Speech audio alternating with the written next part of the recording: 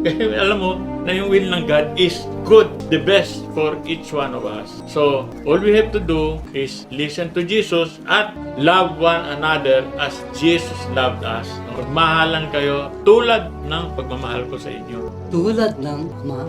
Tulad ng pagmamahal ng Ama sa akin.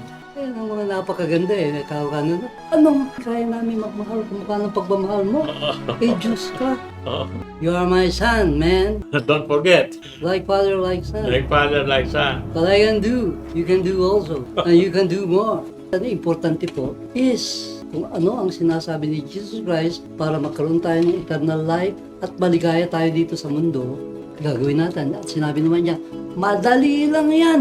Hali kayo. Hali kayo. Dito kayo sa tabi ko. Relax kayo. So, sa dalawang salita natin ma-express ano yung kahulugan nitong thy will be done. Yung kalooban mo, Diyos, ang mangyayari. So, number 1 is surrender.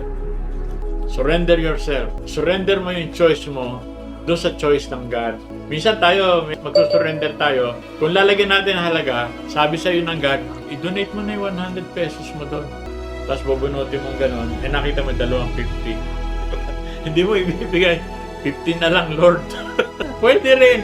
Yung mayaman na negosyante, na bata pa, 30 years old siguro yun. Good Master, what good things shall I do that I may have eternal life? Why callest thou me good? There is none good but one, that is God. But if thou wilt enter into life, keep the commandments. Which? Thou shalt do no murder. Thou shalt not commit adultery. Thou shalt not steal. Thou shalt not bear false witness. Honor thy father and thy mother, and thou shalt love thy neighbor as thyself. All these things I have kept from my youth up. What lack I yet? One thing thou lackest. If thou wilt be perfect, go, and so that thou hast, and give to the poor, and thou shalt have treasure in heaven. And come, and follow me. But when the young man heard that saying, he went away sorrowful, for he had great possessions. Dito malikot siya. Pero si Zacchaeus, tumawad. Lord, 50% pwede. Pwede na yan, okay. Tapos si Centurion, sabi, kusing na lang, binigay. Pwede na rin, pwede rin yan, good yan. May pang-apat sinabi niya kay John the Baptist. John. Pagka wala ka ng pera talaga, ang makagawa mo pa ang Mahalaga. Oo. Ibibigay sa tao yung word of God. Word of God. So, hinahanap sa atin ng Diyos kung ano yung kalooban din natin. Malaya tayo na binibigay natin ng lubos sa ating kalooban. Ngayon yung submission is how to do it. Kung ano yung paano gagawin ni Jesus, gagawin din natin. Kaya sabi ni Jesus, if you want to become my disciple, kung gusto niyo maging pupil ko kayo, kabarkada ko kayo, surrender ka na kay Lord. Huwag ka na magpatumpik-tumpik ka. Now na. So, sila sabi na, tama ka, Lord. Gagawin ko to. Pipilitin ko to. Miski yung pagpapatawad na sa tao nagkasala sa'yo. Sabi sa'yo, patawarin mo eh. Tulungan mo eh. Pareho nung Kita mo yung mas nauuna pa minsan yung hindi mga Kristiyano eh. A certain man went Katulad ng down from Samaritano, Jerusalem to diba? Jericho and fell among thieves, who stripped him of his clothing, wounded him, and departed, leaving him half dead. Now by chance a certain priest came down that road, and when he saw him, he passed by on the other side, likewise a Levite. When he arrived at the place, came and looked, passed by on the other side. But a certain Samaritan, as he journeyed, came where he was, and when he saw him, he had compassion.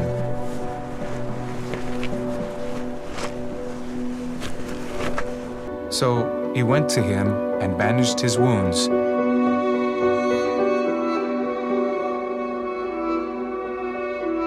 Pouring on oil and wine,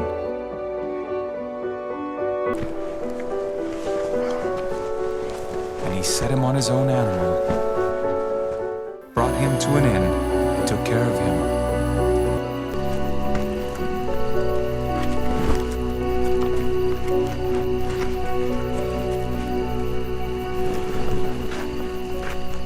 On the next day, when he departed, he took out 2 denarii, gave them to the innkeeper, and said to him, "Take care of him, and whatever more you spend, when I come Kaya hindi pa siya again, bumabalik I si will Jesus. repay you."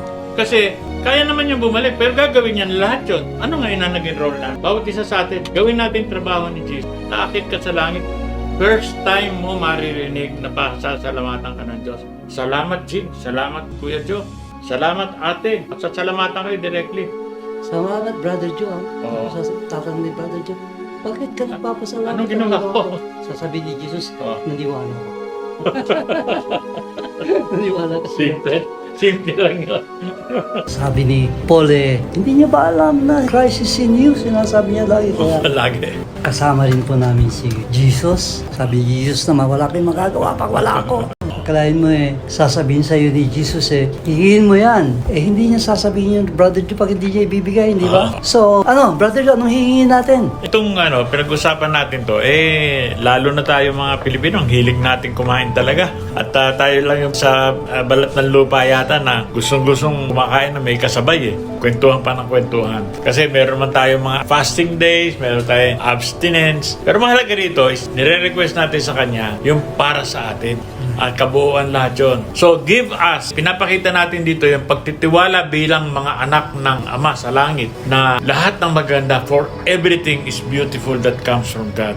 He makes the sun rise on the evil For he and on maketh the his sun good. to rise on the evil, And He sends and on the rain good. on the just and the unjust. and sendeth rain on the Hindi just tayo and pwede on the magdasal, Lord, unjust. pakanin mo kami, yung kalabang ko, wag mong pakakainin yun. Lahat tayo anak ng Diyos. Kaya tingnan mo nga yung pinag-usapan na natin ng mga nakaraang session, yung dalawang magkapatid, yung bang hiningi na yung Kuya Jing? A certain man hiningi had na yung two kanyang sons. Lost mana. son, prodigal And the son, older of them said prodigal to his father. Goods Di the fathers to me. hiningi na niya, tapos inubos niya yung pera niya. And he divided Sa unto them kawalang, his living. basta ubos.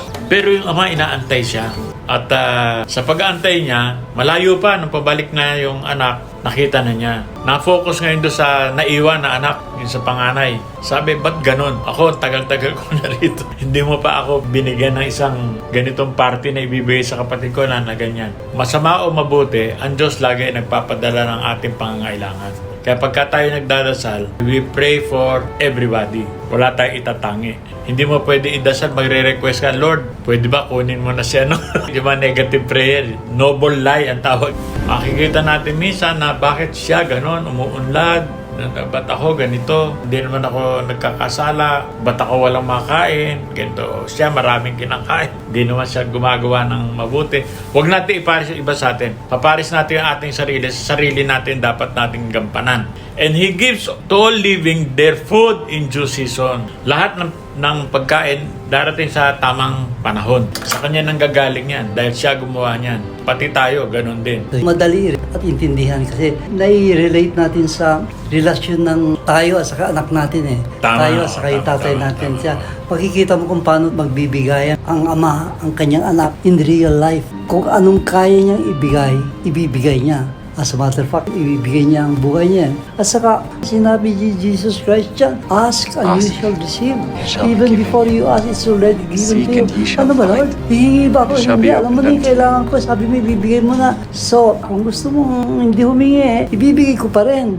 Kasi nakikita ko kailangan mo Doon sa sinasabi dito natin kasi, we petition the Father because ina-acknowledge natin siya yung ating Ama. Para pakita natin dependent tayo sa Kanya. Napakahirap kasi ng lahat ng pangailangan mo nasa iyo na Diyan nag-uumpisa yung paglayo mo sa Diyos. Kasi nasa iyo na wala ka na ipipetisyon. Pero dito, kaya lagi rin may kulang dito sa atin para alamin natin, katulad naman dapat natin ipetisyon, yung kalusugan natin. O kaya lalo na, kung tayo meron na, yung pangangailangan ng ibang tao. Yun dapat idasal natin lahat. Kasi may mga tao na sa kasalatan nila, napipilitan sila gumawa ng mali, nangunguha siya ng hindi sa kanila. So, pinagdadasal na sana magkaroon sila ng para sa kanila, matagpuan nila yon na makukuha yan sa sipag. Kaya yung petition, hindi lang daily bread. Tsaka yung pagkain na ibibigay sa'yo, mas maganda kung yung pinagtrabahuan mo Na sabi, dito, ito yung daily bread mo. Punta ka rin sa ganito, bukid, pumunta ka dyan, trabahuin mo yan, alagaan mo yan. Darating ang panahon dyan, meron kang kakainin. Di ba sinabi ni Jesus, ano ba akala niyo sa tatay ko? Kung kayo isang walang hiyang ama, sabi, pag What humingi ba man yung anak is mo there sa of iyo you, whom if his son ask bread, ng tinapay, bibigyan mo give ng him a bato? stone? Or if Pag he ask humingi him a sa'yo ng fish, isda, will he give bibigyan him mo ng salmon? alakdan. Ganun If sinasabi. ye then being evil, kung kayo napakasamang tao know na how to halimbawa, give good sabi ni gifts unto your Jesus, children, alam nyo anong dapat niyo ibigay na how much mabuti more sa inyong shall anak. your Father in Ang heaven ama give pa good natin sa gifts langit. unto them that I'll Lahat na ibibigay sa niya, pawang baka inang para sa atin.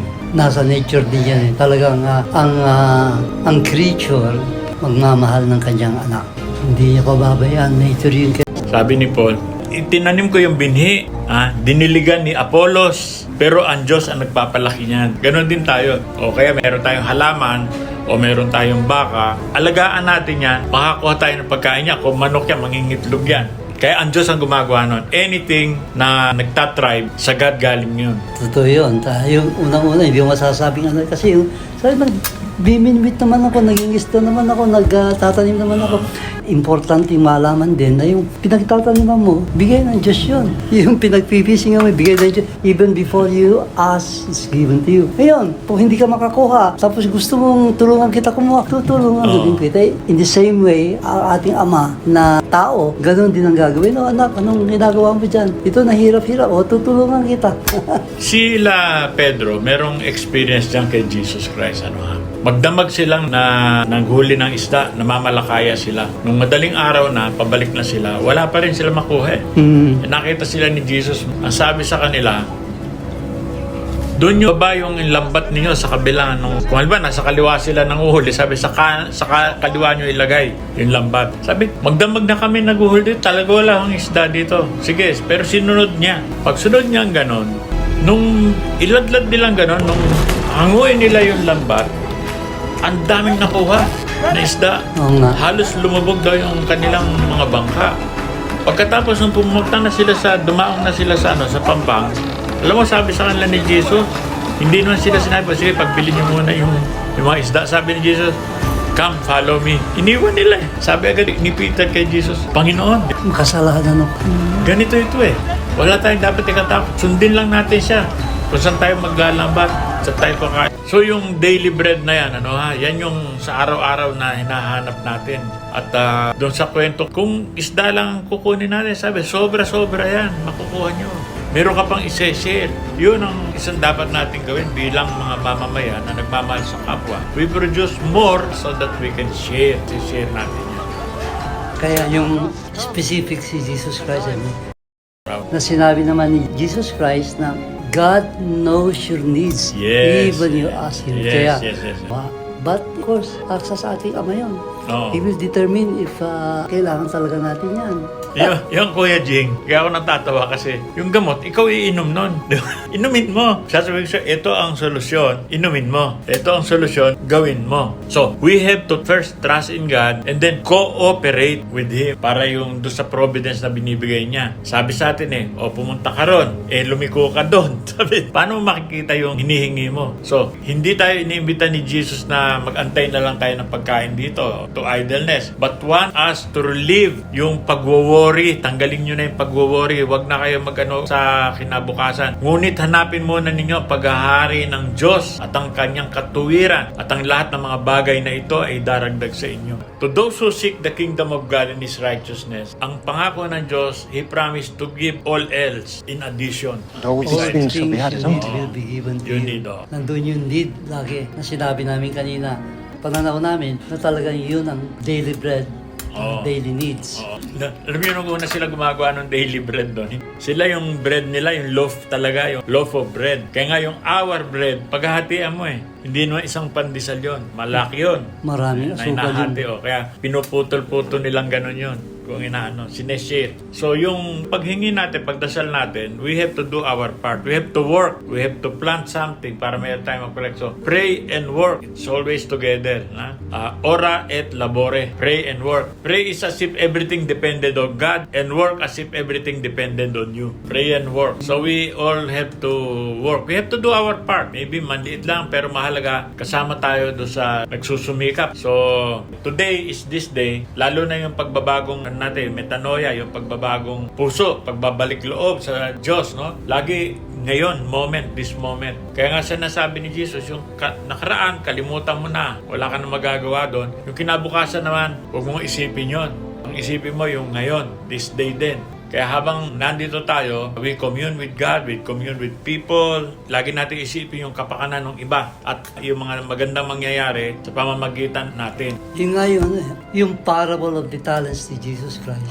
nandoon yun, even before you ask, it is already given. Hindi nila Hindi hiningi na, yung talents hindi na. binigay. Kasi kailangan, alam niya na kakailanganin nila yung, at nananganak yung talents. Kaya, even before you ask, it's given to you. These things I have spoken to you, that my joy may remain in you, Will be and that your joy Your joy, may be you'll full.